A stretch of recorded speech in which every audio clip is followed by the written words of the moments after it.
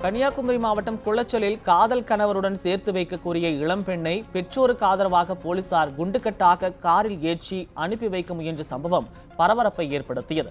தூத்தூர் பகுதியைச் சேர்ந்த மீன்பிடி தொழிலாளி விஜயராஜும் MBA பட்டதாரியான டயானாவும் கடந்த 9 ஆண்டுகளாக காதலித்து வந்துள்ளனர். இவர்களின் காதலுக்கு டயானாவின் பெற்றோர் கடும் எதிர்ப்பு தெரிவித்ததால் காதல் ஜோடிகள் இருவரும் ரகசியமாக பதிவு திருமணம் செய்து கொண்டு அவரவர் வீட்டில் தனியாக வசித்து வந்துள்ளனர். ஒரு கட்டத்தில் இதனை அறிந்த டயானாவின் தந்தை அவரை வீட்டிலேயே சிறை வைத்ததாக கூறப்படுகிறது.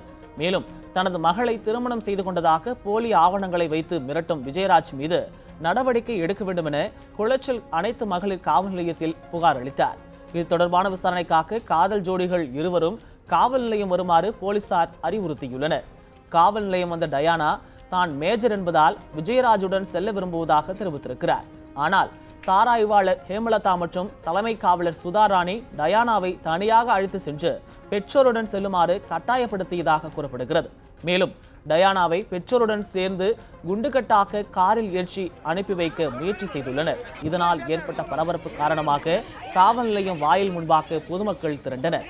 பின்னர் சுதாரித்துக் கொண்ட போலீசார் டயானாவின் விருப்பத்தின்படி காதலர் விஜயராஜுடன் செல்ல அனுமதித்தனர்.